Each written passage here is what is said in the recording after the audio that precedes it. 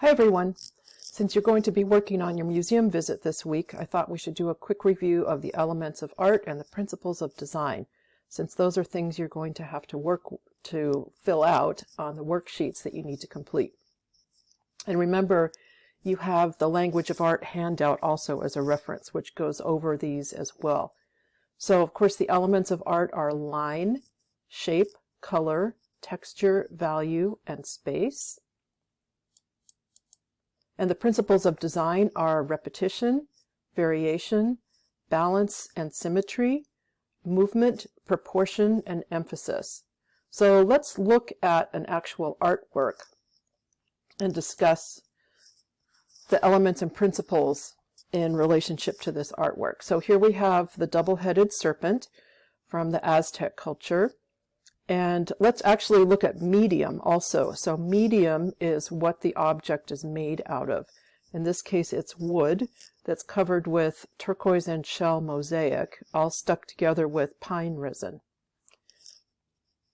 So let's look at the elements of art first. So the first one is line. And you can see that there's this beautiful serpentine line that the coils of the serpent's body makes. So line is a very obvious thing you could talk about, this curving organic line. The shape is also very striking, right? There's this curving organic shape of the serpent's body. There's the jaggedy shape of the teeth. There's all the little tiny shapes that the mosaics make. So there's a lot of things you could talk about. There's also the round shape of the eye and these kind of teardrop shapes that the negative space created by the serpent's coils makes.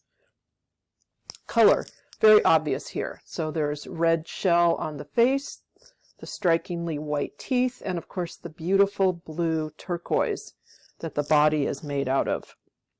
Texture.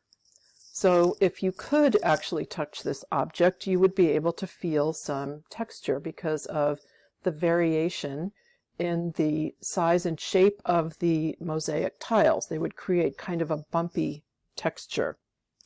Value. Okay, value is one of the hardest things for students to understand sometimes. It has nothing to do with the monetary value of the piece. If you sold this piece, well, this piece is priceless, but value does not mean in this case how much money you would get if you sold this piece. It has to do with the lightness or darkness of the color. So high value is very light. In this case, the teeth are very high value because they are white. Low value is dark, and in this case, in the image, the darkest value is the black background. The body of the serpent is red and turquoise, and those are mid-value, so mid-range value. Space is the space that the object occupies, or also the space that it creates.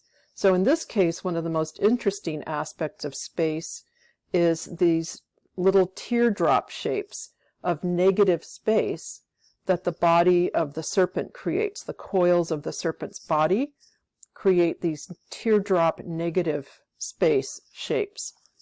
Okay, let's talk about the principles of design.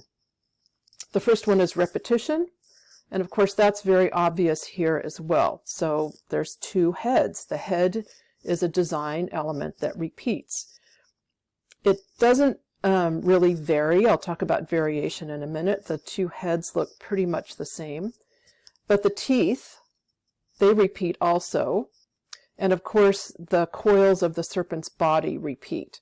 So there's a lot of repetition in this object. Variation, that means that the elements within this object vary. So the teeth, for example, vary in size and shape. The little individual pieces of the mosaic also vary in size and shape. So that's a good example of variation. Balance and symmetry. If you could draw a line right down the middle of this, you could see that it's basically the same on both sides. So it's this looks very balanced. It's very symmetrical looking. Movement is another obvious quality of this object. Your eye follows the coils of the serpent's body around as it moves between the heads. Proportion is the relative size of shapes within an object. And in this case, the proportion of the serpent's heads, to me, doesn't look completely realistic. Those heads look a little bit big for the body. And then finally, emphasis. Emphasis is, where does your eye look first? So my eye tends to look right here. Since we read from left to right, it seems like an obvious place to start. Also, this serpent's mouth is very high contrast. The white teeth against the black background pull your eye in immediately. This is another high contrast area where you also might look. So the obvious emphasis of this piece is on the two serpents' heads and possibly their mouths. Okay, I hope that's been helpful. If you have any questions, of course, please email me.